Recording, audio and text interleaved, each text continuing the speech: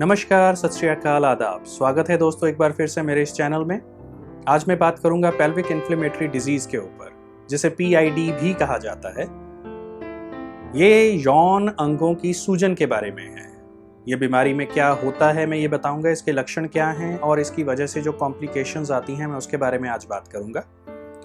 Pelvic inflammatory disease जो है ये रिप्रोडक्टिव ऑर्गन्स की इन्फ्लेमेशन है, सूजन है, जो कि बैक्टीरियल इन्फेक्शन की वजह से होता है, जो कि सेक्सुअली ट्रांसमिटेड बैक्टीरिया जब बॉडी में चला जाता है, सेक्सुअली ट्रांसमिटेड इन्फेक्शन की वजह से होता है। बहुत सारे बैक्टीरियाज इसका कारण बन जाते हैं, मगर सबसे ज़्यादा जो पाया जाता है वो गोनोरिया और क्लेमीडिया है, जिसकी वजह से ये होता है।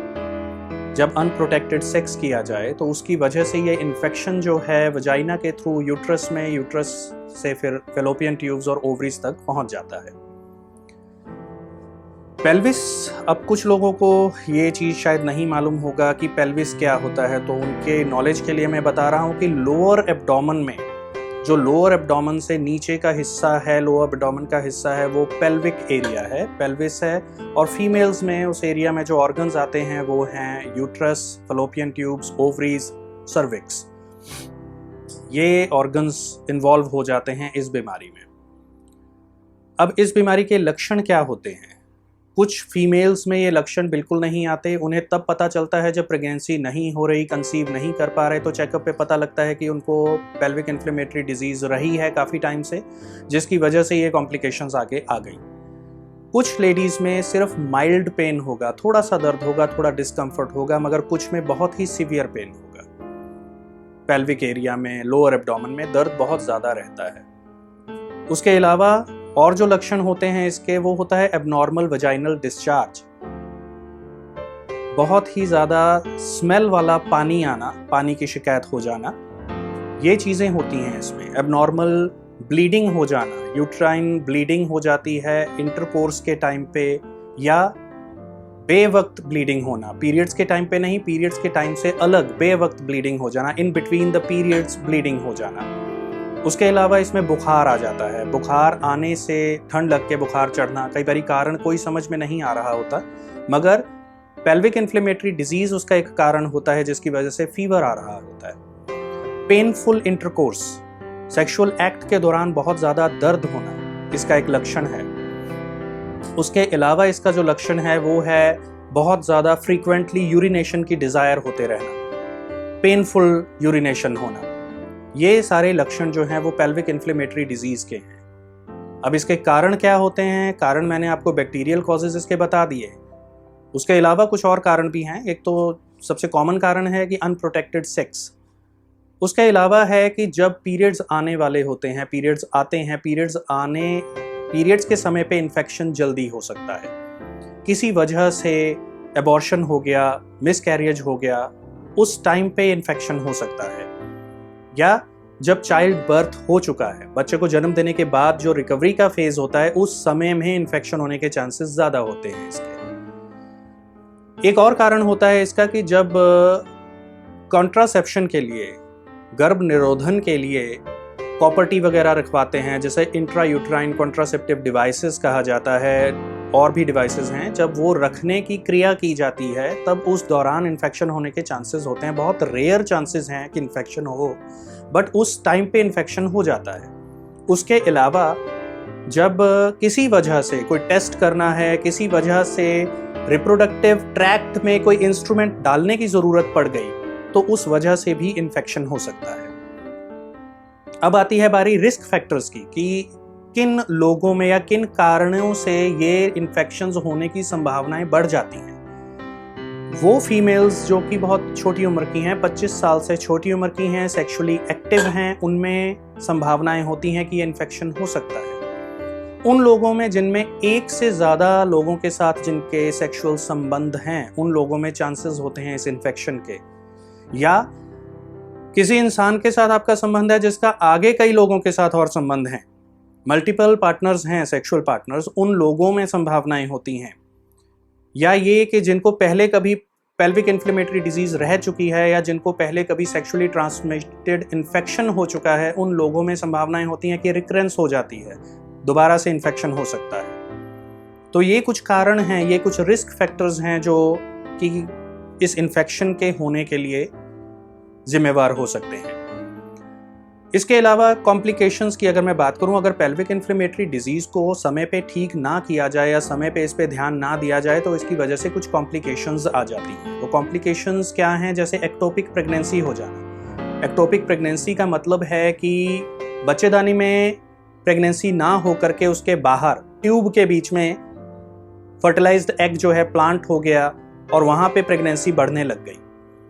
तो इसके कारण क्या है कि जब पेल्विक इन्फ्लेमेटरी डिजीज होता है तो उसकी वजह से स्कार टिश्यू बन जाता है ट्यूब के अंदर, और वो स्कार टिश्यू जो है वो ट्यूब की पेटेंसी को ब्लॉक करता है। ट्यूब खुली नहीं रह जाती, जगह जगह पे वो फाइब्रस टिश्यू, वो कोलेजन टिश्यू जो है वहाँ पे मांस के लाइनें बन जाएंगी, उसको ऑब्स्ट्रक्ट करेंगी और वहाँ पे एग जो है वहीं प्लांट हो जाता है और वहाँ पे ही बढ़ने लग जाता है। उसे ट्यूबल प्रेगनेंसी, एक्टोपिक प्रेगनेंसी कह देते हैं, जिसकी वजह से वहाँ पे रप्चर होने का डर रहता है, ट्यूब फटने का डर रहता है और वो लाइफ थ्रेटनिंग सिचुएशन हो जाती है।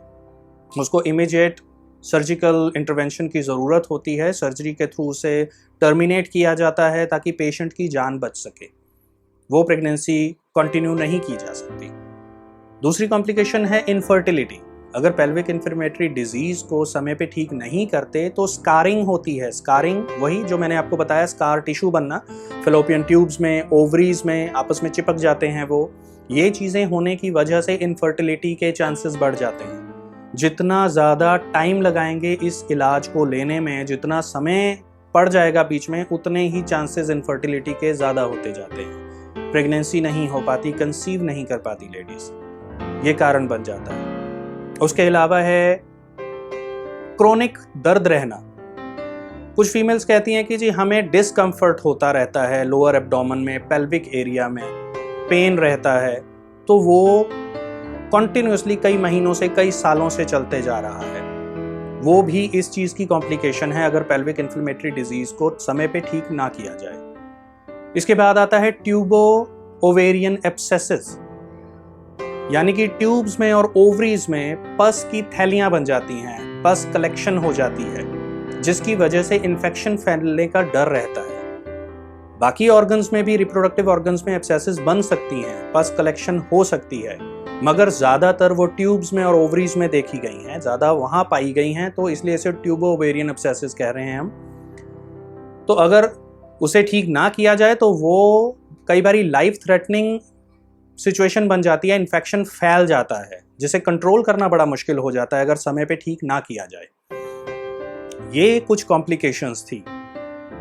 अब इसके प्रिवेंशन की अगर बात करें तो जो जो चीज़ें इसका कारण हैं अगर उसे हम ठीक कर लें तो वो उसकी प्रिवेंशन बन जाती है। जैसे कि अनप्रोटेक्टेड सेक्स ना करना, कंडोम्स का इस्तेमाल करना, समय पे अपना चेकअप कराते रहना।